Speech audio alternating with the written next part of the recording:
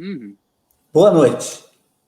Estamos ao vivo no Facebook com o Dr. Gustavo Santana, foi nosso procurador na nossa gestão da Procuradoria-Geral de Alvorada e é professor também universitário e autor de alguns livros. Alguns, né? Quero dizer alguns, porque depois ele vai poder falar um pouco sobre isso. Hoje, dia 2 de setembro, estamos aqui às 19 horas, iniciando essa live com o Dr. Gustavo, que vai falar um pouco para nós sobre a pandemia, que eu quero falar também, antes de passar para ele, que estamos com mais de 120 mil óbitos no Brasil, aqui em Alvorada, mais de 100 óbitos, que é muita coisa para a cidade. Infectados no Brasil são quase 4 milhões de pessoas, e aqui em Alvorada são centenas de pessoas que são infectadas. Não está regredindo a doença, a infecção. Ela continua num patamar estabilizado, mas muito alto. Então, por isso, lave as mãos, use máscara, não se aglomere, proteja a si e proteja o próximo. Então, nós vamos falar sobre o Estado como um poder que pode atender o cidadão. É para isso que ele existe, para desenvolver a cidadania. O Estado só existe porque tem o povo do outro lado. Mas o Estado está, pelas palavras do próprio Dr. Gustavo, está ainda no século XX. E hoje nós precisamos passar para o século XXI. E há uma grande oportunidade com essa pandemia. Dr. Gustavo, o senhor que tem uma grande experiência nesta área jurídica, e essa possibilidade desse momento com a pandemia, como a gente poderia trabalhar no sentido de que o Estado tem que ficar atualizado, como o senhor diz, entrar no século XXI. Tá ótimo. Bom, boa noite a todos, né? É uma satisfação enorme receber o convite do professor Serginho, né? Para a gente dialogar um pouco sobre Estado, sobre gestão pública, sobre administração pública, né? Principalmente diante do que nós estamos vivenciando, né? Que é esse quadro de pandemia, de algo que é global, né? E isso já nos aponta por um questionamento de arrancada já da nossa conversa, que é como resolver um problema global com realidades locais tão distintas. Então, isso por si só já é um grande problema acadêmico, é um grande problema jurídico, é um grande problema de saúde. Porque cada localidade, cada local, cada município, cada distrito tem as suas peculiaridades. Mas nós, na verdade, estamos enfrentando um problema que não é nem sequer nacional, é global. Então, a primeira pergunta que fica no ar, né, e por óbvio, não vai se encontrar uma resposta agora, é como resolver problemas globais hoje, né, a partir de uma realidade, de realidades locais tão distintas, né? Para a gente ter um quadro, então, mais uma vez, obrigado, Sérgio, por ter me oportunizado na época, né, em que foste prefeito, a alcançar o cargo de procurador-geral, né? Praticamente é o topo da nossa carreira, né? Enquanto procurador do município, ser procurador-geral é o topo da carreira, né? Então, fiquei muito feliz, aprendi demais naquele período, né, naqueles 3, 4 anos que a gente conviveu, tanto no período de controle interno quanto de procuradoria-geral, né? E a realidade que me ali...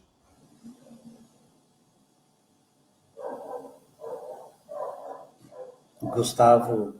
Está tudo certinho. Tu está sem imagem, Gustavo. Eu vou tentar ajustar, né? É porque começa a entrar essas ligações, vamos ver se vai. Só um pouquinho. Coisas da internet, né? Faz parte. Vamos ver se eu não vou ter que sair e voltar, hein, Sérgio? Não, sem problema. Pode ser que a gente, que eu vou conversando aqui com o pessoal. Tá ótimo. Acho que eu vou fazer isso, tá? Vai ficar mais rápido. Vou sair e vou voltar. Então, enquanto a gente aguarda o Dr. Gustavo voltar, problemas com a internet, né? Nós vamos conversar hoje, já começamos a conversa com o Dr. Gustavo sobre usar a internet e as redes sociais para modernizar, para aproximar o Estado, ou a prefeitura, a administração, né? Para aproximar a administração do cidadão. Já está de volta aqui. Já, rapidinho. Continua com o senhor. Isso. Então, assim, aquele período, ele foi, inclusive, que me instigou a fazer o doutorado, né? Aquele período foi, inclusive, que eu ingressei no doutorado e foi o que me instigou a, inclusive, procurar algumas experiências fora do Brasil, né? Em termos de pesquisa, e ver o que poderia colocar o Brasil, né, ou colocar um pequeno município, como Alvorada, um município de médio porte, né, tentar colocar numa realidade um pouco pró-futuro, né, século XXI, como eu digo. Né, a gente sair de um período analógico, que me parece que onde a gente está enraizado até hoje, e aqui eu falo como lato, né, Estado, União, Estados, municípios, e entrar na era digital, no século XXI. O problema é que nós temos, efetivamente, incrustado, enraizado na gestão pública brasileira, uma administração, um direito administrativo, uma gestão pública patrimonialista que remonta ao século XVIII. O direito administrativo tem normas que altamente aplicáveis, por óbvio, mas que remontam aí quase à Idade Média. Ora, a estrutura da gestão pública na União, por exemplo, quem dá a estrutura da organização da administração pública da União é um decreto-lei de 67. Ou seja, efetivamente nós precisamos, em algum momento, de uma forma ampla, avançar em termos de legislação para deixar a administração mais leve, para deixar o gestor público mais leve para agir, para exatamente conseguir dar encaminhamento para essa administração, entrar num século digital, entrar numa administração pública eletrônica. Por quê? Tudo hoje, basicamente tudo hoje, gira em torno da internet. Na verdade, a pandemia, ela vem só colocar isso de forma mais clara. Efetivamente, tudo gira em torno da internet. A pandemia, na verdade, ela antecipou algo que já estava acontecendo. Né? Ora, por exemplo, esse tipo de ensino híbrido, né? Que não é EAD, porque as aulas não são gravadas, né? Pelo menos na faculdade que eu dou aula, na IMED, a aula não é gravada. Nós temos aula ao vivo com os alunos, né? Então, é um ensino híbrido. Esse tipo de ensino, que é o ensino híbrido, ele estava projetado para ser inserido no Brasil daqui a 5, 10 anos. E ele foi em 15 dias. Então, percebam que não há uma grande novidade. A gente, na verdade, antecipou muitas coisas que já estavam previstas que ocorreriam. Então, tendo por base que hoje tudo praticamente gira em torno da internet, a administração pública também precisa se inserir na rede.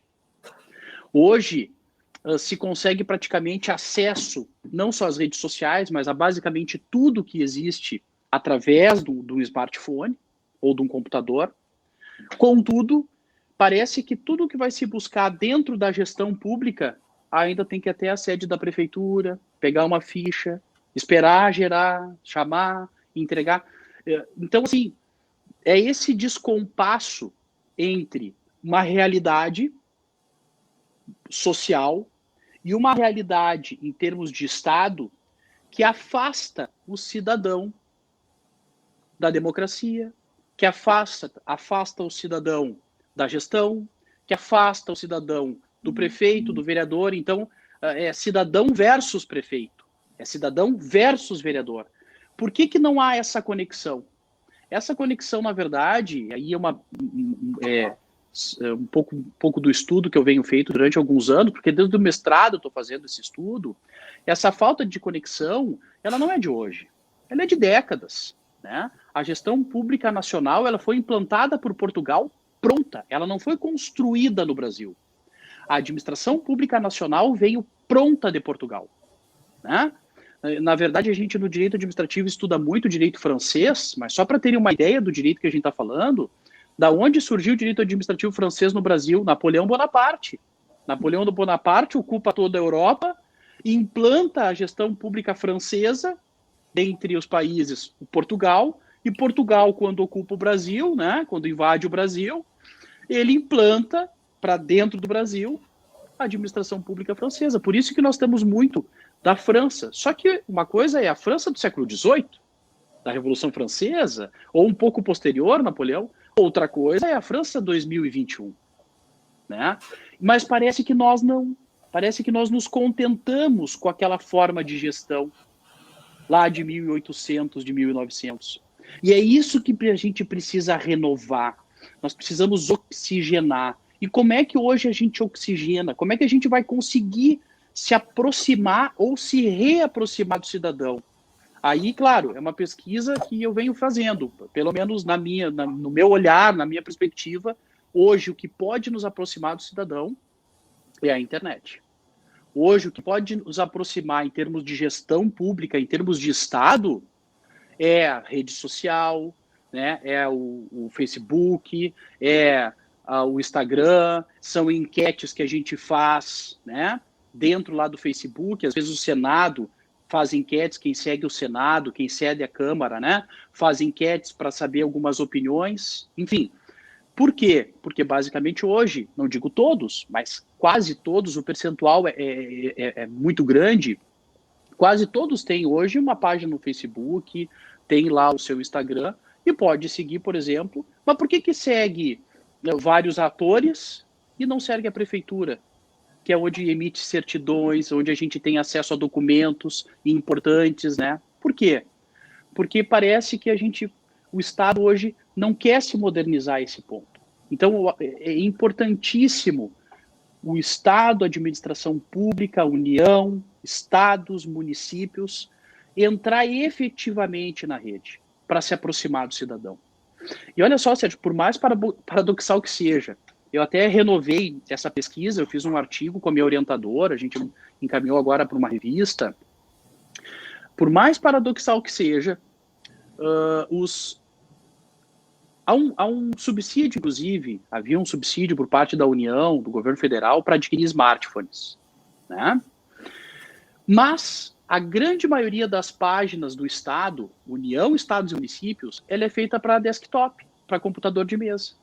Então, olha só, o Estado incentiva a compra de celulares, mas, ao mesmo tempo, ele prepara suas páginas para um computador de mesa. Então, quando a gente abre uma página feita para um desktop, para um computador de mesa, ela não é tão eficiente quando é aberta num smartphone, porque ela é adaptada para um smartphone. Então, vejam, que aí já mostra, estou falando em termos de união, um contrassenso, um paradoxo, porque o incentivo à compra de... Tu está querendo dizer que não há uma conexão, inclusive no próprio Estado e dentro da União, assim como o Estado estadual, né? E assim como o município. Nem dentro da União, nem dentro do Estado e nem dentro do município não há uma conexão que tu possa ter acesso. É isso? Exatamente. Então, assim, da mesma forma que eu incentivo o cidadão a adquirir smartphone, né? Eu preparo páginas, Estado, né, letra maiúscula, quando eu falo Estado aqui, até para a gente se localizar, todo mundo falar a mesma língua, é Estado com letra maiúscula, né, União, Estados, DF, municípios. O Estado, ele prepara a apresentação para o cidadão em desktop. Eu, por exemplo, baixei um aplicativo no meu celular agora, no smartphone. Só que para eu conseguir efetivar, eu tinha que ter um desktop. Então eu precisava ter 2 computadores. Um não bastava, porque eu preciso ter o celular e preciso ainda ter um computador de mesa, um notebook, para poder efetivamente fazer o aplicativo rodar. Então, vejam o contrassenso. É nisso que o Estado, letra maiúscula, né, todos os entes, eles têm que se conscientizar que ele só vai se aproximar do cidadão, que o cidadão vai ficar presente quando esses mecanismos começarem a engrenar, essa engrenagem começar a andar junta, né, rodar junta. Então, isso eu acho interessante a gente pensar num sentido amplo para depois a gente conversar numa realidade como de Alvorada, por exemplo. Né? Eu acho que o ponto de partida é esse, Sérgio. Né? Olha só, isso sem contar na falta de diálogo que há entre os sistemas da União, estados e municípios. Porque daí o cidadão fica mais desacreditado ainda. Porque ele diz o seguinte, por que o Estado está me pedindo esse documento se o município já tem? Então, assim, aí o Estado, não, mas o senhor tem que provar para mim. Mas eu já provei lá no município. Não, mas é que eu não tenho acesso ao município. Então, assim, o Estado me pede aquele mesmo documento diversas vezes da minha vida. Será que a gente vai confiar nesse Estado? Onde é como se o senhor não conversasse a mesma língua com a sua esposa. Será que nós vamos confiar nesse casal que eles não se conversam? Então, acho que num problema maior seria esse o nosso ponto de partida, em termos de diálogo. Né? Gustavo, a gente que passou, né, eu acho que tem mais de 20 anos, né, de administração aqui em Alvorada, né? Aqui eu estou fechando 14 e mais um no estado, né? Vou fechar 15 anos como servidor. Servidor. No geral. Já é bastante, né? E durante todo esse tempo, a gente não viu o Estado se modernizar a ponto de que possa se dizer que está próximo, que está dialogando. E muitas vezes tem algumas iniciativas importantes, como através das redes de consultas para fazer tal coisa, ou para direcionar o orçamento, decidir, como a consulta popular, por exemplo, do Estado do Rio Grande do Sul. Por exemplo, claro. Hoje a consulta popular seria online. Não precisaria mais reuniões, né? Exatamente. E antes era uma coisa de muita novidade, não presencial, né? Isso. Essa tecnologia, né? O município de Porto Alegre, quando o Tarso foi prefeito, também ele implementou uma área tecnológica, Tecnopuc, por exemplo. Se ela tiver, o problema é que não há continuidade, há um rompimento, e é o que tu diz, daí os programas não dialogam mais com aquilo que estavam dialogando, já passa para dialogar com outros. Como é que se resolve isso no Estado? Se é necessário, por exemplo, vou te dar um exemplo de mais acessível para as pessoas. Se tu comprar só de uma fornecedora de carro, tu vai ter as peças daquele carro, daquele fornecedor. Por exemplo, uma marca lá, tá? Tu comprar para toda a prefeitura, tu comprar só daquele. Tu continuar comprando, tu vai ter uma estabilidade em ter as peças de reposição. Quando tu faz uma licitação, tu compra primeiro de uma marca, depois tu compra da outra, depois da outra, isso fica muito diversificado, fica um problema mais pesado ainda para a prefeitura, por exemplo, para o poder público, que já é burocrático, e isso dificulta mais o trabalho. Sem dúvida. Seria como a lei, né, mudar, teria que mudar, né, para que a gente pudesse, seria por aí também, dinamizar, economizar, né, tudo isso, se tu tivesse um processo democrático, digamos assim, que pudesse direcionar para que se fosse mais democratizado, para que todo mundo desse continuidade a esse processo, mas hoje o Estado não é assim. O exemplo é muito bem colocado, Sérgio, porque, veja bem, a lei de licitações hoje, ela é de 93. E em 93, na década de 90, antes do governo FHC, nós tínhamos toda uma administração pautada na administração pública burocrática. Um modelo weberiano, e aqui uma observação, quando eu falo em administração pública burocrática, eu não falo no tom pejorativo. Na verdade, distorceram toda a construção, distorceram tudo que Weber sistematizou na obra dele, né? Mas eu tinha um formato de gestão pública. Pós Fernando Henrique, reformas, emendas constitucionais número 5, 8, 9, 18, em 1998, nós colocamos a administração pública como eficiente. Então, nós superamos a burocracia e passamos a uma administração pública eficiente, né? Tanto é que vem a lei do pregão. A lei do pregão é mais rápida, tem o pregão eletrônico, mas a lei básica de licitações é a de 93. Então, percebam que nós temos uma lei de 93, né, que vai fechar agora seus 20 anos, 93, 30 anos, né, vai fechar 30 anos, que tinha um modelo de gestão pública que já está ultrapassado.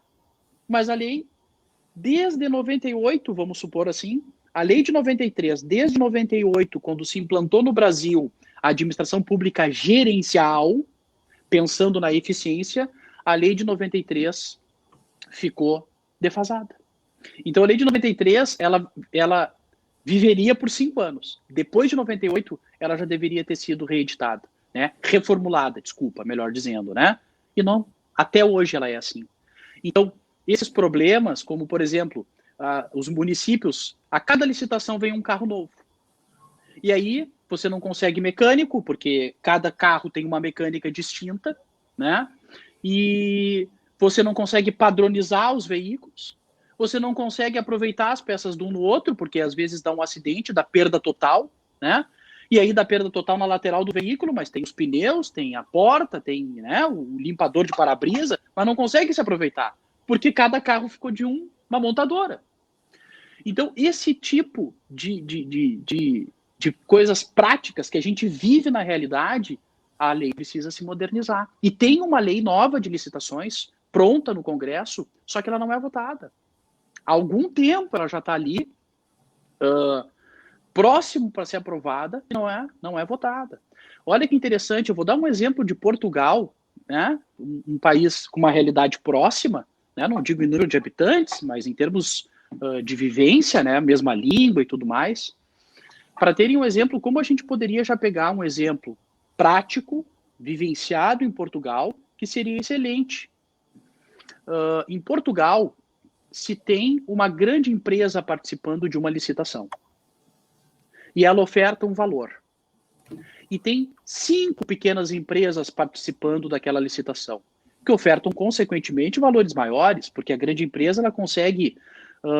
ela tem capital de giro para conseguir preços melhores no mercado, é do negócio. Mas eu tenho 5 empresas pequenas que, ao ganharem aquela licitação, beneficiaria, por óbvio, uma quantidade diferenciada de pessoas, enfim. O que a lei portuguesa permite? A lei portuguesa permite que essas 5 empresas elas se reúnam durante a licitação. Aqui no caso do Brasil, seriam microempresas ou empresas de pequeno porte. Elas se reúnam, peguem aquela oferta daquela grande empresa e digam assim, ó, a gente faz mais barato. E a gente pega esse contrato e divide entre 5 MEs ou EPPs. Então vejam, e aqui eu estou dizendo algo que a própria Constituição Federal incentiva. A Constituição Federal tem 2 artigos praticamente idênticos, no artigo 170, inciso 9º, e no artigo 179. A Constituição Federal diz que o Estado deve incentivar microempresas e empresas de pequeno porte. Portugal tem uma lei pronta para isso. A gente poderia copiar. É fabulosa essa ideia de eu conseguir distribuir um contrato público, ao invés de uma pessoa, para uma empresa, distribuir para 5 microempresas. Olha a quantidade de pessoas que eu estou alcançando nessa licitação, né? Então, de fato, Sérgio, tu tocou no ponto nevrálgico que mostra bem esse descompasso. Década de 90, que nós estamos ainda lá, e hoje uma administração vivenciada aí no século XXI, toda com base na internet, etc. Né? Só para pegar alguns exemplos, naquela live que o senhor assistiu lá em Novo Hamburgo, para a Ordem dos Advogados, eu vou trazer aqui, porque é bom a gente, para o pessoal não achar que o que a gente está falando aqui, só acontece isso em outro planeta, né? Não. Só no primeiro mundo. Só no primeiro mundo. Não, vou dar exemplos bem simples, tá? Um exemplo, eles colocaram, eu acho que, eu me lembro quando o Ramiro trabalhou bastante isso na Secretaria de Administração, a Espanha, ela colocou rede gratuita de internet nos locais públicos. O que quer dizer locais públicos? Praças. A gente poderia pensar no Brasil, porque a gente tem um déficit muito maior social, escolas públicas, praças públicas, né? Acesso gratuito ao cidadão da rede. Quando eu peguei esse exemplo, inclusive, eu trouxe esse exemplo eu estava ainda no doutorado, eu comentei e ainda falei para uma professora que me corrigiu corretamente, a professora Temis Limberger, devo muito a ela, me orientou, assim, é uma pessoa maravilhosa, uma procuradora de justiça. Quando eu conversei com ela, mas professora, isso aí tem que ser só sites governamentais, eu pensando, né, só pode ser .jus, .gov, e ela, mas Gustavo, ela é uma pessoa muito calma, né, mas Gustavo, mas por que você vai impedir o cidadão de hoje pertencer à rede? Por que você vai impedir o cidadão de, numa praça, olhar o Facebook dele? Por que você vai impedir o cidadão de, numa praça, olhar o Instagram se ele tiver? E aí caiu a ficha, Sérgio. É o Estado que tem que estar no Facebook. É o Estado que tem que estar no Instagram. Não sou eu que tenho que pedir o cidadão para ter, porque isso todo mundo tem. Por que aí eu brinco, né? Eu vou brincar do rico e pobre. Por que só rico pode ter Instagram e Facebook e pobre não pode? Não pode sim. É do cidadão isso. Então o Estado, ela me corrigiu, aquilo caiu assim na hora. Claro, é o Estado que tem que estar lá no Facebook fazendo enquete. É a prefeitura. É a prefeitura que tem que estar lá no Instagram fazendo enquete, fazendo pergunta constantemente, trazendo o cidadão para dentro do Estado, trazendo o cidadão para dentro da gestão, compartilhando os ganhos, as coisas boas e compartilhando as coisas más. Porque todo mundo erra. Governar é do ser humano, né? Nós erramos, nós estávamos conversando antes, nós erramos todos os dias nós cometemos falhas. Ora, é impossível que um gestor não cometa falhas em 4 anos. Todo mundo comete falha. A questão é, você esconde ou você não, olha, falhamos aqui, estava aqui, nós fizemos uma enquete, erramos, paciência, vamos tentar superar o erro, vamos reformular isso, quem sabe foi mal projetado. Percebe que quando a gente esconde essas coisas, o cidadão se retrai. E aí o cidadão retraído não é participativo. E aí a gente cai nisso que é hoje. Né? Parece que é cidadão versus Estado, cidadão versus prefeitura. Né? E me parece que é nesse sentido que a gente tem que trabalhar. Aproximar, o Estado vai ter que se aproximar do cidadão. Não é o cidadão se aproximar do Estado. É o Estado que vai ter que ir lá. Nem que seja fornecendo internet gratuita nos colégios, nas escolinhas, né, nas praças. Dessa forma, hoje, infelizmente, os centros tecnológicos populares, né, basicamente viraram nada, né? A última pesquisa que eu tive no CETIC-PR, que é um site governamental, que eles fazem pesquisas anualmente, de 2 em 2 anos, hoje os telecentros basicamente não existem mais, né? Mas perceba, Sérgio, o que a gente está falando não é de outro mundo. Né? Disponibilizar a internet, eu não estou dizendo que a gente vai caminhar na rua com internet. Isso sim, aí é outro contexto. Eu estou dizendo que em espaços públicos, na prefeitura, disponibilizar computadores, talvez. Computadores. Mas para acessar o quê? Só para emitir documentos? Não, talvez não. Para acessar o Facebook? Mas acessou aonde? Na prefeitura. Trazer o cidadão para próximo do Estado. Isso é importantíssimo. Isso é importantíssimo. Quantas pessoas hoje tiveram problemas, né? Eu vi que alguém comentou, agora me esqueci. Eu esqueci quem comentou. Problema com o auxílio emergencial porque não tinha um celular. O Estado não disponibilizou um computador para esse cidadão que tinha necessidade do auxílio, mas não conseguiu fazer o seu cadastro. Não conseguiu alguém para fazer apoio. Só tinha a Caixa Econômica para ele. Mas percebam, o Estado tinha que trabalhar em conjunto. Não era só a Caixa que tinha que resolver o problema dele. A prefeitura tinha que auxiliar, tinha que disponibilizar computadores para os mais simples que fosse, mas para auxiliar, preparar lá um servidor, um estagiário, para auxiliar esse cidadão a ter o auxílio emergencial dele. E exatamente assim deveria proceder o Estado e a União, mas não só através da Caixa. O Estado é uma coisa só, né? Essa ideia de fragmentar demais nos afasta do cidadão. É verdade. A gente que trabalha nesse sentido da modernização, de se aproximar do cidadão, e acha que realmente a participação das pessoas, a democracia, o olhar, o conhecimento de como é que funciona a máquina pública, que é um conhecimento diferente da realidade das pessoas, até pelo mesmo distanciamento que está falando aqui. Nós estamos no século passado ainda, com a nossa administração, que nós não oferecemos uma consulta, não conseguimos oferecer uma consulta que a pessoa possa digitar, fazê-la de casa, por telefone, né? Então, o Estado tem que avançar muito. E tu falavas não necessariamente a disputa ou coisa moderna do privado e o Estado fica com depois. Isso. Na verdade, o que tu falava para nós no outro dia é que o Estado tem que puxar. O Estado tem que ser o protagonista. O Estado tem que mostrar que ele está puxando a sociedade para esse serviço, é um serviço também que é utilizado pela sociedade, e é diferente, é um outro conhecimento, e o Estado tem que, como tu diz, quando nós fizemos em algumas praças, lá no Porto Verde, aqui na Praça Central, colocamos a internet ali para as pessoas ter acesso, havia críticas das pessoas que não tinham internet, porque achavam que era uma aglomeração demais naquele espaço.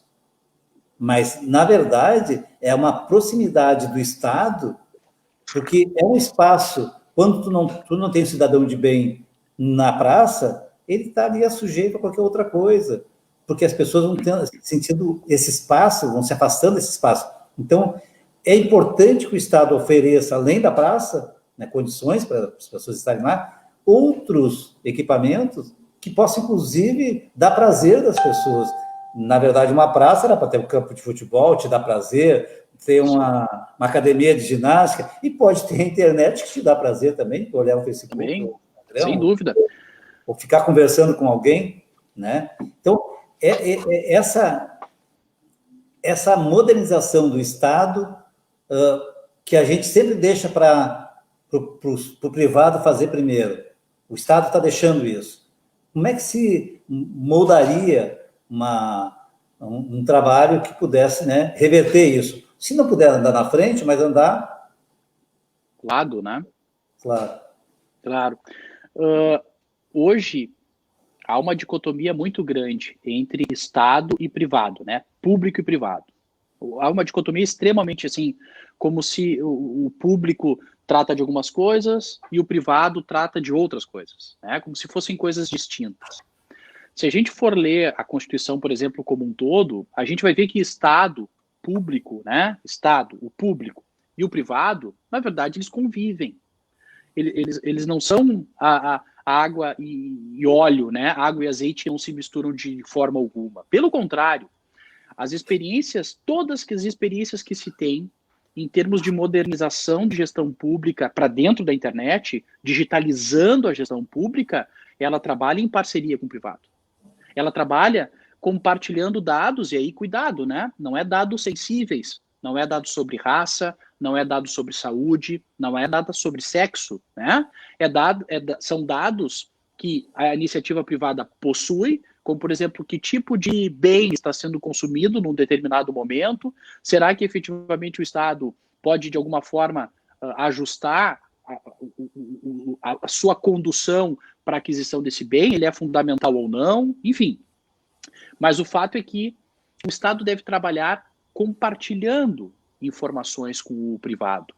O que se tem muito posto, né? E isso é muito ainda presente. O Estado faz um projeto, faz licitação e o privado executa. Como se o Estado fosse o detentor de todas as informações relevantes, importantes e primordiais. E ignora totalmente as informações que a iniciativa privada possui. Mas a iniciativa privada nos dá informações também. Então, é importante, eu me lembro lá na gestão, né?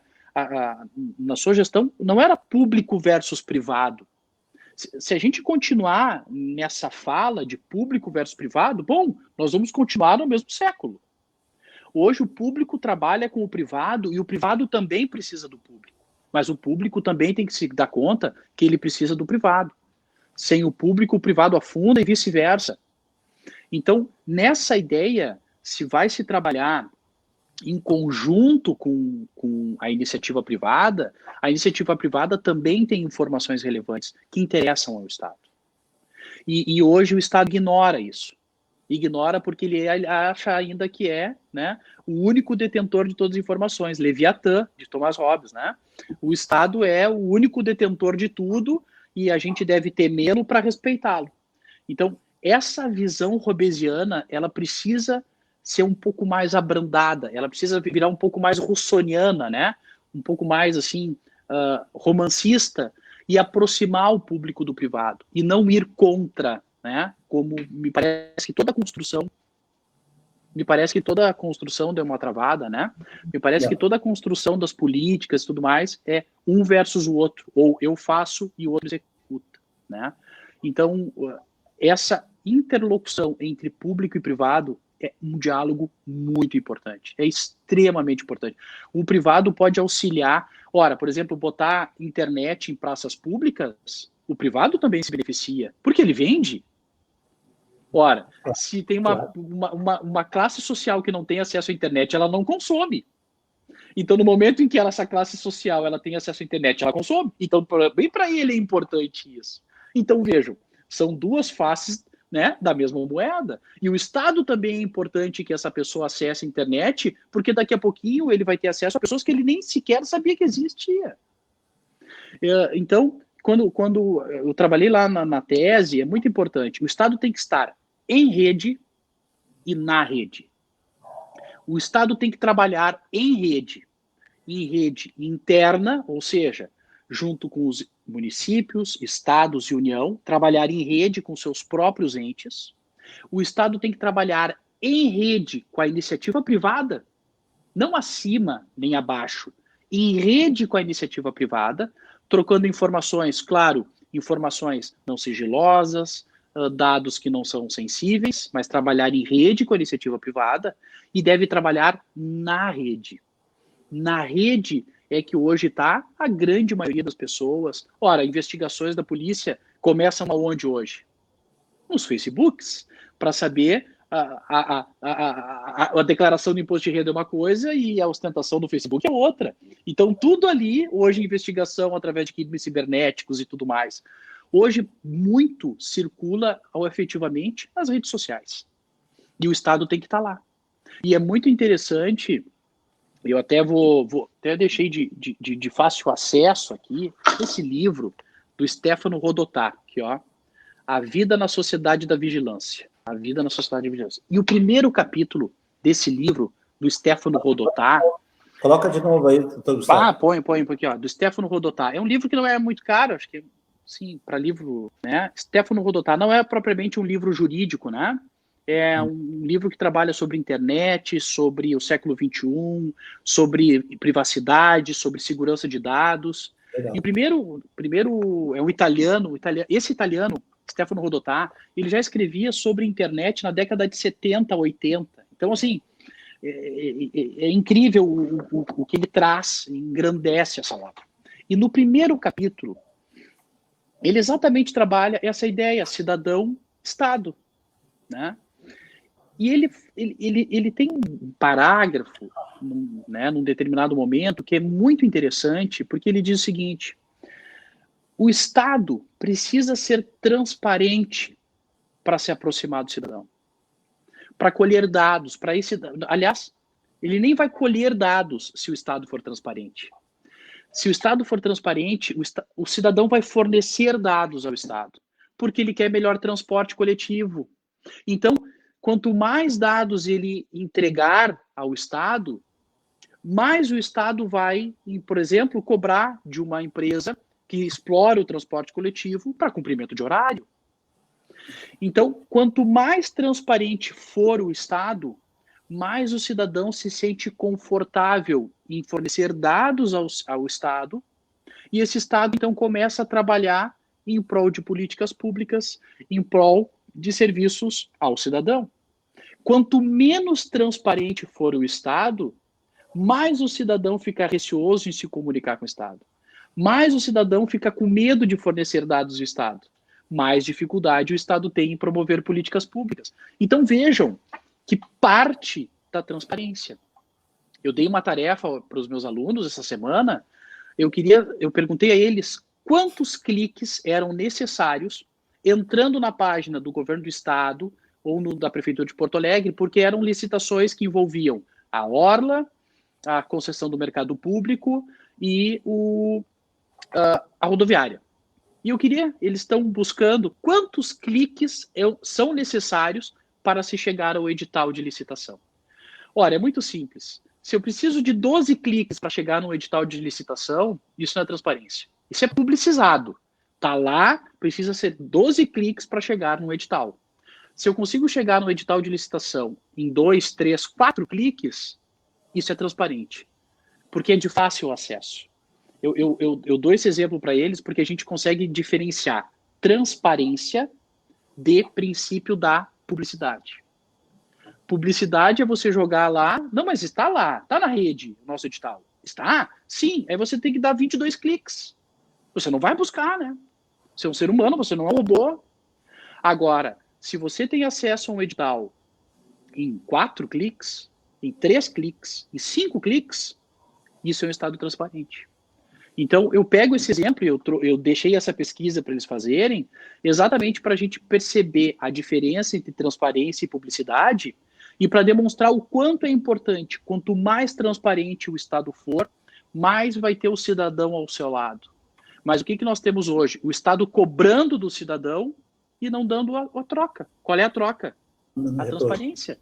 A transparência. E o Rodotá é muito interessante porque o Rodotá parte da transparência do Estado. Isso é muito bom, tá, desse italiano. Mas muito bom te ouvir, Gustavo. Eu queria só agradecer a presença de várias pessoas aqui, teus amigos que estão aqui assistindo. Por favor, eu não consigo ler, eu me emociono e não consigo ler.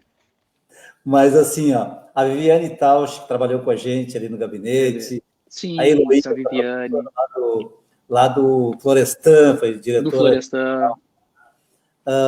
Maria Zoretti, um grande abraço. Ela está na praia agora, eu estou aqui. Forte abraço a ela. Ela que sempre prepara a live dela, disse, agora tu vai ter que fazer sozinho. E para o Gustavo, tu faz direito. Daí eu consegui fazer. Tudo que ia fazer hoje, ainda cheguei em casa e abri a live. Que bom. O Roberto Carlos também, está no interior agora, é funcionário público em Getúlio Vargas. A Marlene, nossa querida Marlene, está sempre com a gente. Getúlio Vargas é perto de Santa Maria, lá? Eu acho mais para o norte. Me fugiu. Eu até perguntei para a Viviane, que é a esposa Não, eu lembrei, Silveira Martins lá, Getúlio Vargas eu acho que é para outro lado. É lá para cima, né? Mais pro... eu acho que é lá para cima, isso. Tá. O secretário, o Ramiro Passos também está aqui. Grande Ramiro. Uma colocação dele. A Nilva também, professora da rede. A Nilva? Nilva Silva. Claro, essa mulher é espetacular, é minha mãe. Ah! Se eu tô aqui, a culpa é dela. Muito bem, parabéns. Se eu tô aqui, a culpa é dela, né? Minha mãe é professora do Estado, né? Enfim, tem iates. Professor do Estado, né, Sérgio? Tem iates, tem avião, viagem de primeira classe, né? Como todo professor de Estado, né? Ganha bem, ganha em dia, né? É que nem eu, né, Gustavo? Eu saí 17, sabe que no primeiro dia, depois, a gente não tem, quando é funcionário público, tu volta para o serviço e não tem férias, né? Então, no dia 2 de janeiro, inclusive o Apolo dizia assim, Serginho, não posso admitir que um prefeito volte para a sala de aula. Eu disse, mas é minha profissão, Apolo. Mas não pode, tu vem conversar. Não, pode deixar que eu vou. Daí eu ia me aposentar, tinha 37 anos de magistério. Fiquei até esse ano, em abril saiu a aposentadoria, 41 anos, Gustavo. Agora, Sérgio, agora está com a vida ganha. Professor aposentado no estado do Rio Grande do Sul é multimilionário. Quase um salário mínimo, mais que o salário mínimo. Né? E aí, às vezes, recebe em dia. Às vezes, faz tempo que não, mas 6 anos, 5, 6 anos. É uma lástima. Eu brinco assim, eu sei que a coisa é muito séria, né? Mas eu tento amenizar com essas brincadeiras. Eu brinco com a mãe também, porque, enfim, se a gente tensionar demais, fica... Tem que gostar, Mas eu quero ouvir mais aí, tá? Muito legal. Minha mãe, o Ramiro, o Carlos, outra gente boa. Eu vi a Claíra aí. A secretária Claíra também aqui, sempre acompanhando. Maria Helena trabalhou com a gente, é professora da rede. Charles. Que legal. Grande Charles. Grande Charles. O Charles Aí voltou para Esteio? Voltou, tá lá com Voltou, tá lá? de lá, até me esqueci o nome dele agora. E a Silva também, a professora. Seu Luiz Henrique é lá do Algarve, nosso companheiro está sempre Do com a gente. Algarve, sim, seu Luiz Henrique. Que legal. A democratização do acesso à tecnologia passa primeiro pela própria produção de tecnologias abertas, livres, capazes de reduzir o custo e promover o desenvolvimento.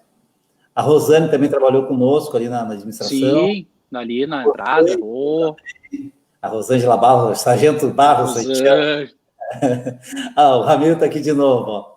A política de código livre, aberto, promovido e incentivado pelo governo federal no tempo do PT, sofreu uma derrota significativa após o golpe que firmou contratos bilionários com Microsoft em detrimento a plataformas produtivas livres. Assim, tem decisão do Supremo, inclusive, que obriga o Estado a dar preferência, né? Ele não pode dizer obrigatoriedade, né? Mas obriga o Estado a dar preferência para softwares livres. Ou seja, eu consigo contratar qualquer empresa para fazer manutenção, atualização de um determinado sistema, porque se eu contrato uma empresa, né, com um código fechado, quando termina esse contrato, ela leva o programa e acabou. Eu não tenho dado nenhum. Né? Que é o que acontece em Alvorada. Era o que acontecia, eu não sei depois, porque a gente teve todo aquele problema envolvendo o Ministério Público para conseguir acesso às chaves e tudo mais, né? Conseguir implantar um software livre. E a vantagem do software livre é que permite outras empresas atualizarem o software e não ficar refém na mão de uma única, né? E pagando, além da manutenção, tem que pagar o ROD, né? Mas tem o professor Ivo também aqui que está nos acompanhando, a Marlene já tinha falado, mas aqui tem uma fala da Viviane Ercílio também. Gustavo Santana, como na lei da merenda, estava fazendo uma afirmação quando estava falando, fala claramente em gastar 30% da agricultura familiar, para assim poder ajudar as pequenas famílias de agricultores. Pode ser o caso das licitações, né? Por exemplo, dependendo se a lei viesse moderna a esse ponto, a gente poderia juntar, vamos supor que vários agricultores familiares participassem individualmente de uma licitação. Muito provavelmente o preço dele seria mais alto que de uma empresa maior, né? Enfim.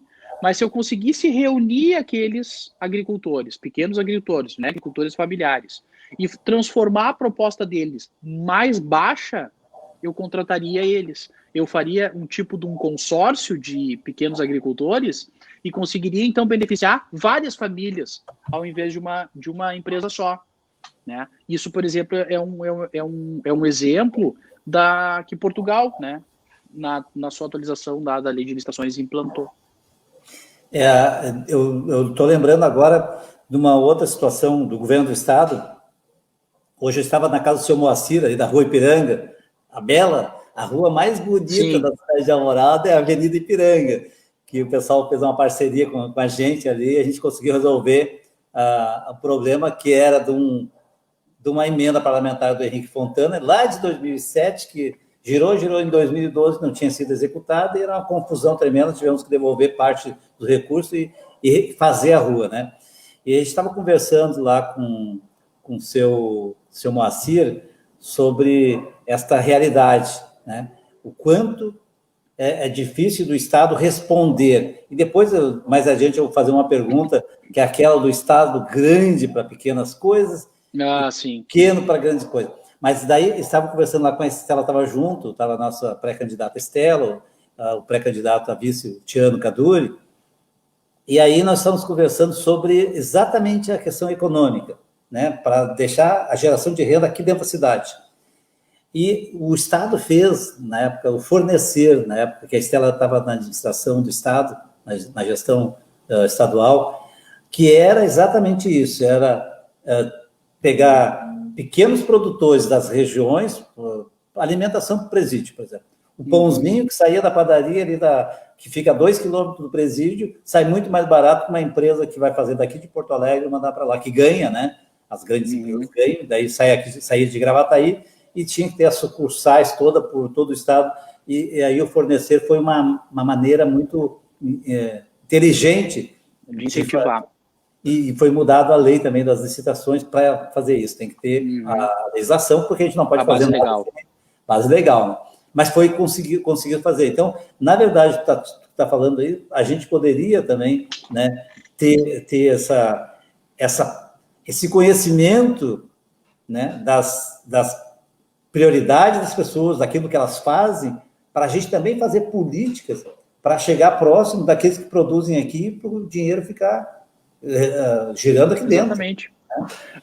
Um exemplo que a gente pode trabalhar também daquela época, a retirada das famílias das antenas, que nós tentamos, e aí, claro, terminou a gestão, eu não sei como é que terminou, a gente queria implantar a horta comunitária embaixo das torres, né, junto com a Emater, que é uma entidade privada. Com a contrapartida da CE, que estava disposta... A CE é disposta a cercar, a CE é bem disposta a ocupar aquele espaço, a Emater, que é uma entidade privada, junto, né, com o município. Então, é um exemplo, né? É o público e privado trabalhando em rede. Mas agora, falando um pouco, tem vários professores assistindo, né? Tocar num ponto que também é delicado hoje, né?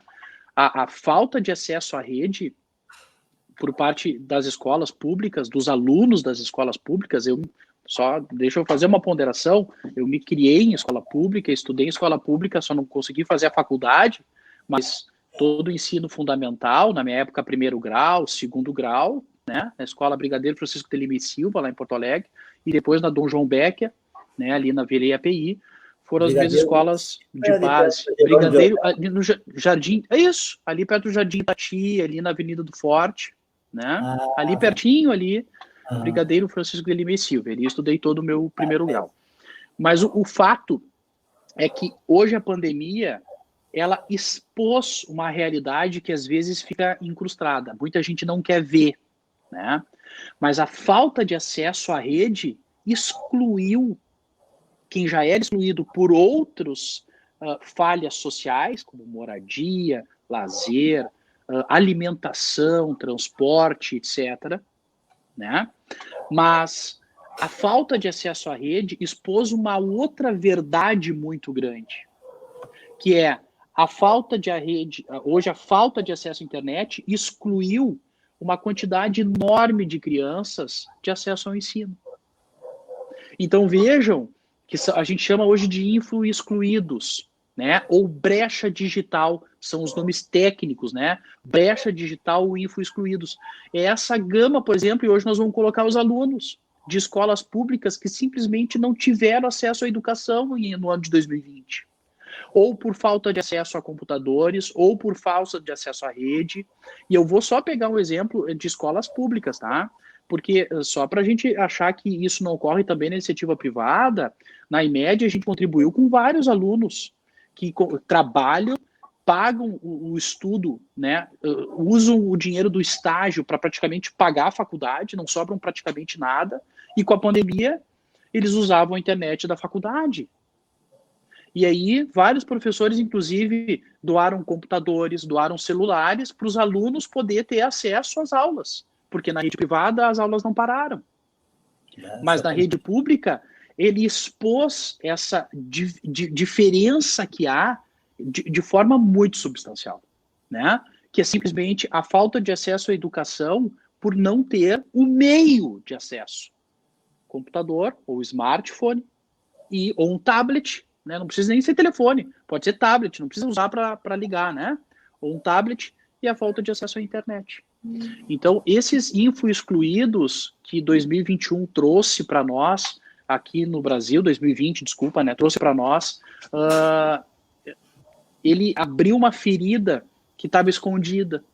Porque essas crianças, né, e adolescentes, porque no ensino médio o mesmo problema ocorre, elas, além de faltarem a elas outros bens, direitos sociais, também lhes faltam hoje o acesso mínimo à educação que se dá através da internet. Então vejam a importância que é o Estado estar presente na rede.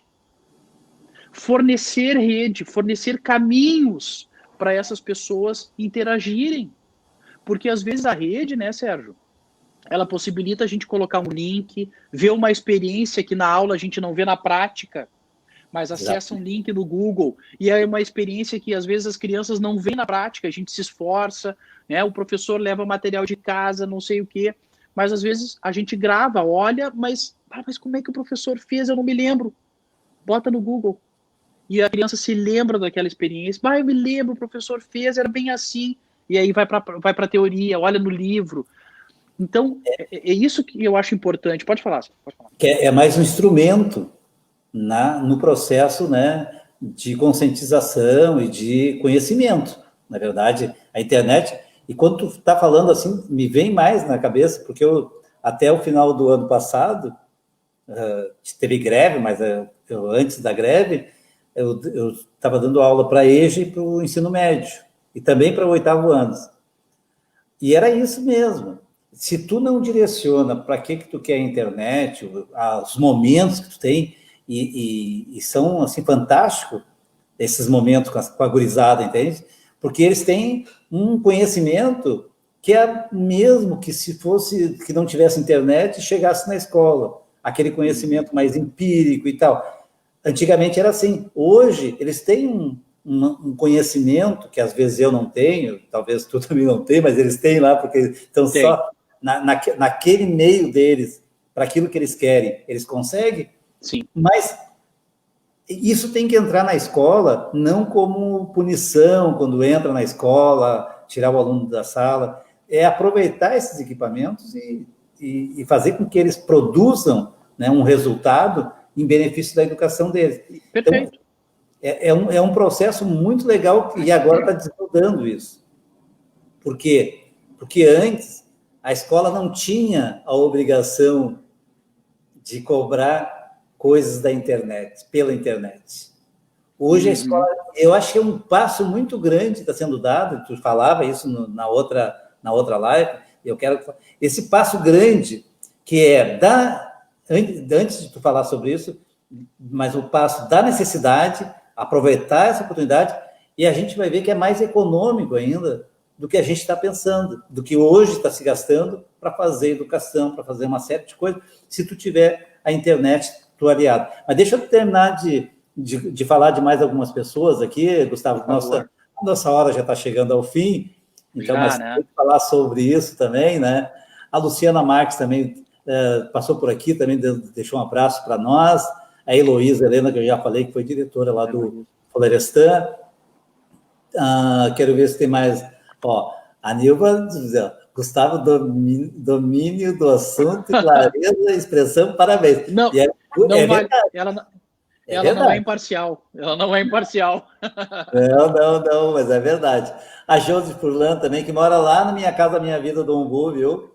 A Josi. Boa noite. Rosana Cavaleiro, que trabalhou conosco. Lembranças.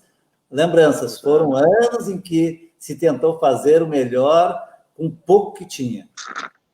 E vamos ver aqui, mais alguém aqui. Pode falar. A questão, pode me interromper depois, a questão do investimento... Viu, Gustavo?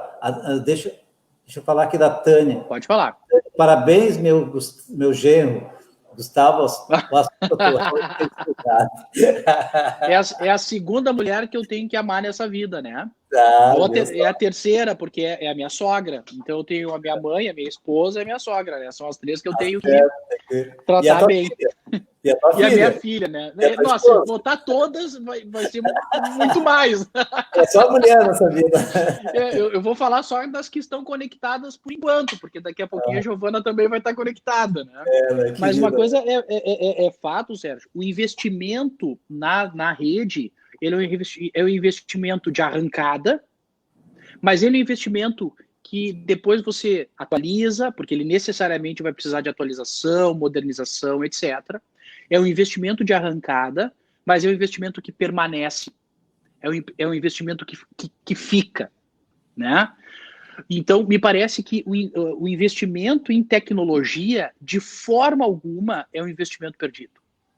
Pelo contrário, é um investimento que se investe a curto prazo e a duração dele é médio, longuíssima duração.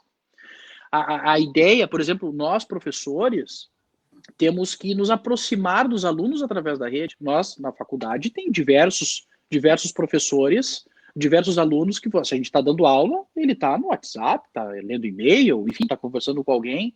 Compete a nós, professores, trazermos esse aluno para nós. Ah, colega, já que está aí, tu pode procurar uma jurisprudência do STF para nós? Procura aí, vê se tu acha uma... Bota assim, ó, no Google, né? Tal palavra e tal palavra, e vê o que abre. Ou seja, puxar o cidadão para o Estado, né? O professor trabalhar junto com isso, porque uma coisa é fato, daqui para frente, né? Vai ser praticamente impossível, né? Não levar celular, não levar tablet.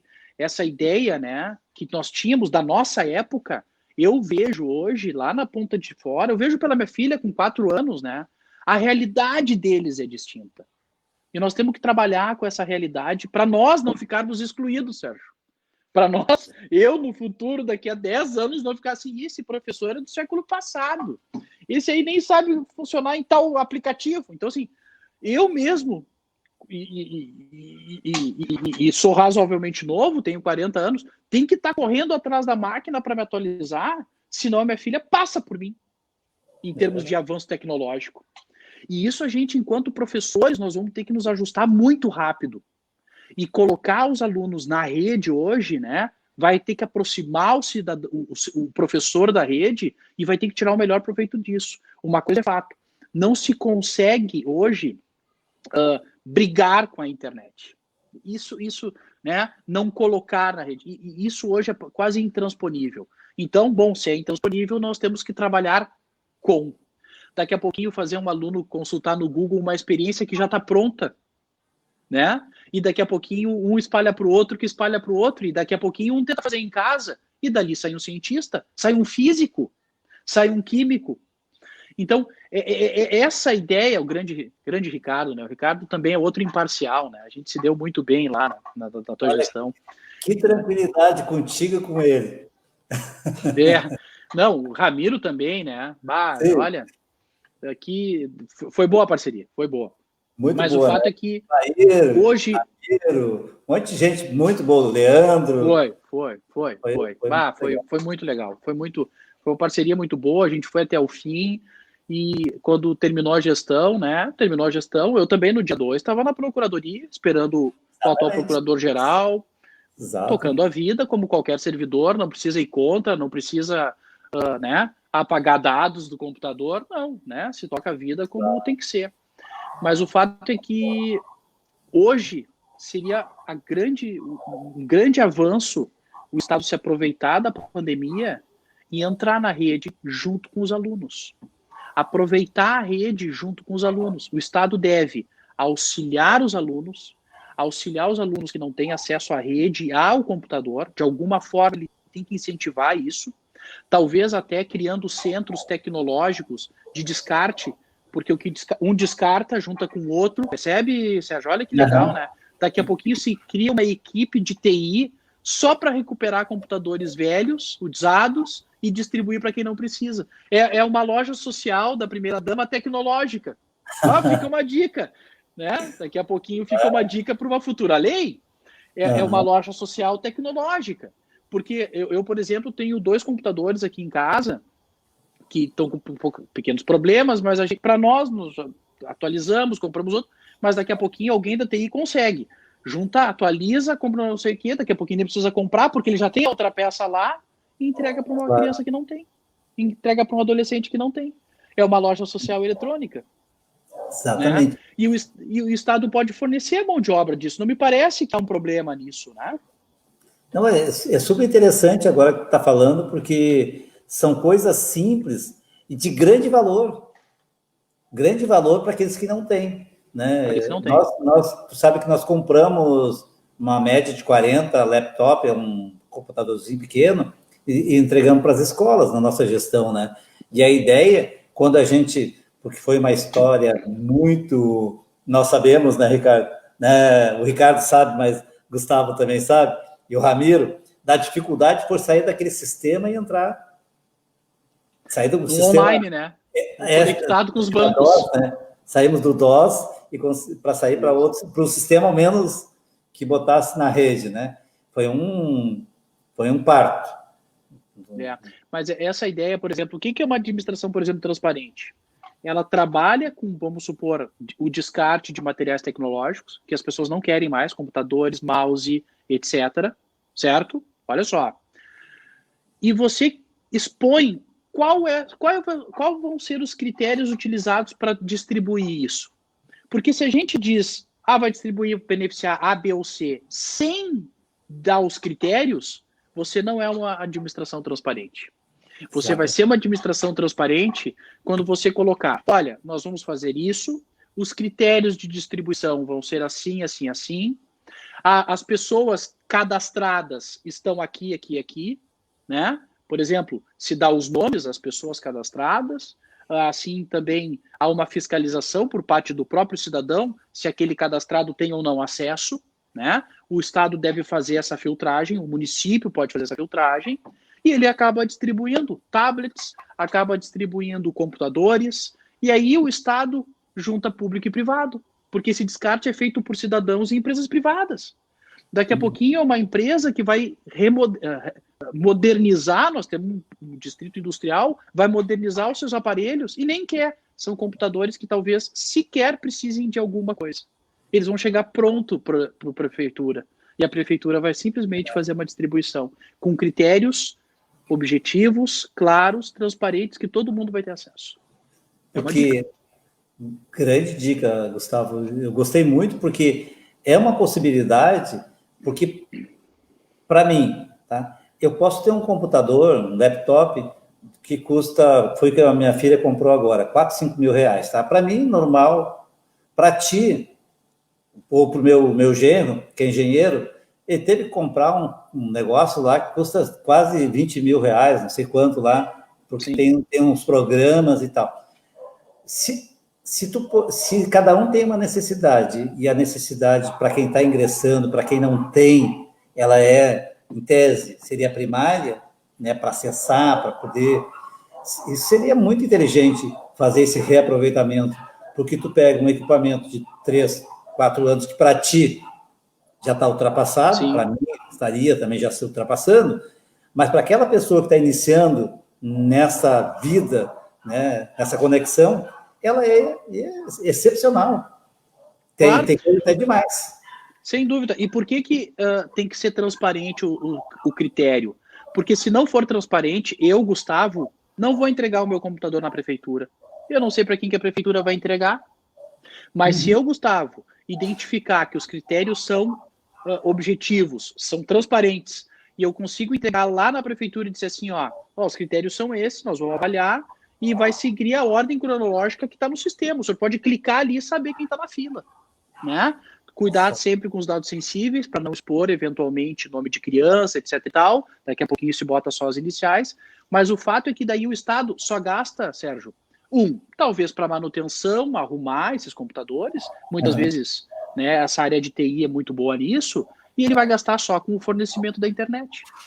Então, percebam, eu já economizei, porque eu não comprei computadores.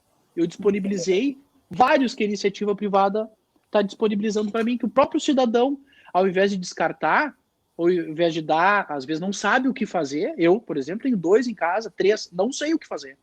Não sei. Eu sei que tem lugares que reciclam, mas eu não sei nem se ele está nessa fase de reciclagem.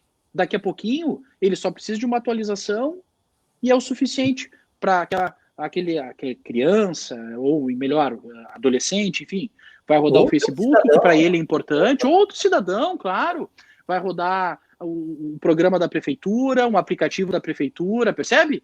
Celulares, que muitas vezes é uma CAP, alguma coisa, vai rodar aplicativos estatais e vai rodar aplicativos que ele tem enquanto direito, enquanto cidadão, né? Ter a sua página no Facebook, ter acesso, e nós estaremos no Facebook também, fazendo enquete, puxando o cidadão para participação nas políticas, na construção das políticas públicas e tudo mais. A prefeitura, o governo coloca o cidadão na plataforma e vai lá conversar com ele. Isso aí, perfeito. É esse o pensamento. É isso aí. Nós podíamos ter resumido, Sérgio, toda essa conversa nos últimos 9 minutos. Mas, veja, demorou 1 hora para a gente conseguir chegar nesse programa. Acabamos de criar uma política pública, ao vivo. Ô, Gustavo, a Dilma está dizendo que virou minha fã. Eu agradeço muito. Olha só, acabamos de criar uma política pública ao vivo. Eu não tinha pensado nisso. Pensei agora, nesses 10 minutos do fim. Mas 10 minutos do fim. É porque a gente, com a experiência que tu tem, Gustavo, e essa generosidade que faz parte, né, da tua personalidade, obrigado, tua mesmo, né, que eu acho que nos identifica, nos aproxima, e a gente tem um discurso, uma fala muito próximo, que é o bem para o outro. A gente quer o bem da gente também, né? Mas aí vai ficar muito melhor se o outro também estiver bem. E eu acho que é isso que nos aproxima, de fazer a política, né? Tu faz a parte jurídica, tu faz a questão legal, mas isso não te afasta de tu fazer a tua política também. A política da aproximação, da transparência, né? De ser franco com as pessoas, de não iludir as pessoas. Como tu falaste, tu pode ter um critério para doar esses equipamentos, porque muitas vezes os gestores também usam isso para benefício próprio. Né? Exatamente por isso. A gente sabe na loja social. O que a gente garantia, todas as doações que tu fizeste, e a minha esposa sempre diz, a Zorete, eram excelentes. Nós tínhamos que garantir que aquilo ia para dentro da loja social, que não saísse no meio, no caminho, saísse para um outro lugar, chegasse lá e fosse distribuído corretamente conforme os critérios da loja social. Que também tinha critério, não era qualquer um que ia lá pegar, tinha que ter critério. Perfeito. Não, eu lembro. Eu pergunto, enfim, a gente dialogou bastante, né? Então agora fica uma loja social eletrônica, por que não? Digital. Olha, então, muito bem. Gustavo, fala um pouco do teu livro para a gente encerrar lá, que já são 1h10. Não, bom. Fala um pouquinho só para encerrar, que é importante para a gente também. Não, tá bom. Esse ano, eu publiquei 2 livros com o meu colega de pesquisa, meu colega que a gente fez mestrado junto, ficamos amigos, né? Nós temos um grupo grande, assim, que é o Felipe Scalabrini, e a gente publicou 2 livros esse ano, né? Alguns já tem um próximo para o ano que vem, mas um é esse aqui, que é Controle de Constitucionalidade, né? Ó, esse aqui já é a 2ª edição até, ó. Segunda edição. Né? Esse aqui... publicado esse ano, fevereiro desse ano, né, Controle de Constitucionalidade, e esse aqui, esse é novo mesmo, porque não é nem 2ª edição, é a primeira, Ações Constitucionais, ó. Esse aqui trabalha ações assim do tipo mandado de segurança, ação popular, ação civil pública, quais são os objetivos de uma ação popular, do mandado de segurança, do mandado de injunção, né, habeas data, que hoje a gente vai trabalhar muito com questão de dados, o que é habeas data, né?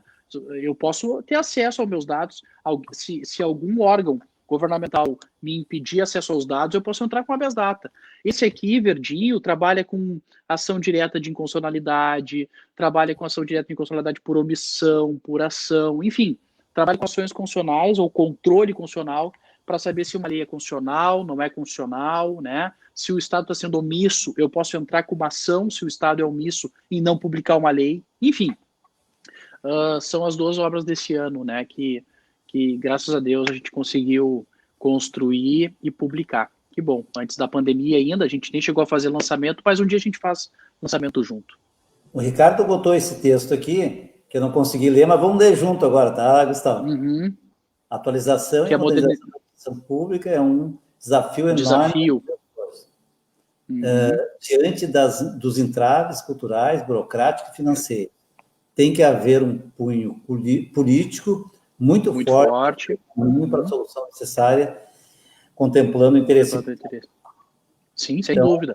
Porque a modernização requer transparência. Modernizar é dar transparência. E a gente sabe que, para muitos, a transparência é ruim. Né? E democratizar também. Democratizar...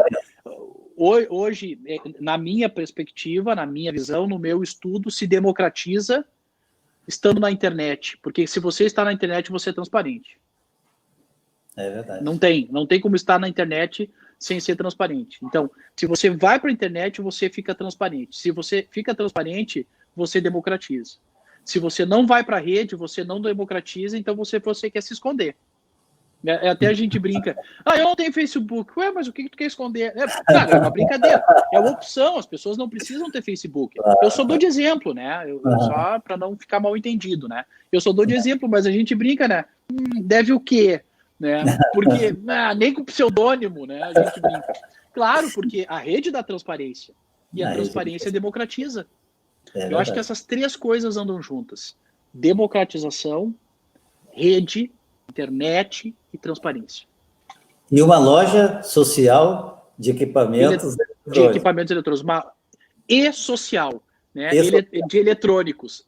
Mas como já tem essa expressão, a gente vai ter uma loja social eletrônica, de equipamentos eletrônicos.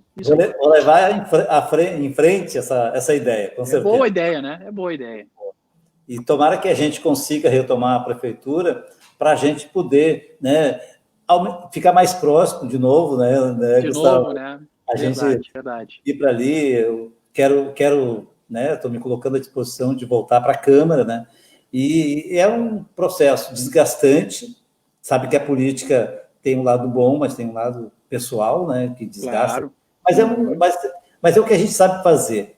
E a gente que passou ali, tu nos conhece bem, nosso grupo aqui, muitos estão aqui acompanhando, e outras pessoas também que passaram ali, nós somos pessoas do bem. Eu acho que quem trabalhou conosco pôde ver a essência disso. Nós queremos o bem do outro. Como a Rosane disse ali, a gente tinha pouco para fazer, tinha que fazer muito, um pouco, né? Então, te agradecer muito, doutor Gustavo. Eu quero agradecer enormemente o convite, sem palavras, tanto pela live quanto na época de procurador-geral, né? E o Ramiro me dizia, tá, não vai convidar o Gustavo, mas tem que ter uma oportunidade, assim, daí quando vi a live lá de Novo Hamburgo, eu disse, agora vou convidar, assim. Essa live de Novo Hamburgo, para quem não assistiu, é uma live que foi organizada pela Ordem dos Advogados de Novo Hamburgo, né? Subseção de Novo Hamburgo. Muito legal. Aí o Sérgio assistiu é aqui, né? É aqui que eu vou. Um monte de coisa, Gustavo, que eu ia te perguntar, que eu ia comentar, mas não consegui, porque eu acho que isso que é importante. A gente falou bastante coisas aqui que faz parte da realidade, da vida da gente, né? Que interfere na vida da gente. Só para fechar aqui, para te entender. A prefeitura ficou 3 anos e 3 meses, e 4 meses, para me dar um certificado, uma comprovante de que eu tinha contribuição do IP. Até hoje, eu já me aposentei e eles não me deram. Para te ver a inoperância. E muitas vezes essa falta de tecnologia serve para perseguir, para não dar, para dificultar a vida do outro, sabe? Pode ser utilizado para isso. Para isso. Pode. Espero que não tenha sido por incompetência mesmo, porque daí me conforta mais. Tá? Demonstra a importância da modernização, né? Exatamente. Muito obrigado. As pessoas que estiveram com a gente, tu que trabalhou muito com a gente, com a serenidade, com a tranquilidade, a gente chegava a apavorar, doutor Gustavo. Então, daqui a pouco vinha a solução, né? E a gente conseguiu fazer, eu acho que aquilo que foi possível fazer. Nós não deixamos de fazer aquilo que era possível. Eu te agradeço muito por ter estado comigo. Pena que não foram os 4 anos, que foi só 3. Mas foi quase isso. Nos outros eu fiquei no controle interno, que também é um setor importante, né? Junto com o Tribunal de Contas e tudo. Mas te agradeço muito a tua disponibilidade. Eu sei que tu, pessoa assim que tem muito a contribuir com a Alvorada, não só com a Alvorada, mas com a gente que estuda, com a gente que é da área jurídica, com as pessoas que, né, e com as administrações também. Estou lá, estou à disposição, né? Sempre que precisar de mim, estou à disposição, Sérgio. Com certeza, a gente vai te procurar. Muito obrigado mesmo pela... Obrigado. Forte abraço. E tu disse assim, na mesma hora, sim. Eu disse, pô, mas que legal, né? Assim não, sempre, casando os horários, né? Claro. Não tendo aula, etc. pode contar comigo, né? Aqui, lá, enfim. E obrigado por terem me aturado toda 1 hora e pouco, né? Eu falo demais, eu sei, peço desculpa, inclusive, pelo excesso de fala, né? Não, mas aqui tem que falar, senão vai ficar muito monótono. Muito obrigado, então, um abraço. Obrigado, Obrigado a tua família, obrigado obrigado pela oportunidade. E as mensagens carinhosas da tua família também, que obrigado para ti e mandaram para mim também. Que bom, obrigado. Né? Que bom. Já é um bom começo quando a família gosta da gente, né? Um abração, tchau. Boa noite. Tchau, tchau.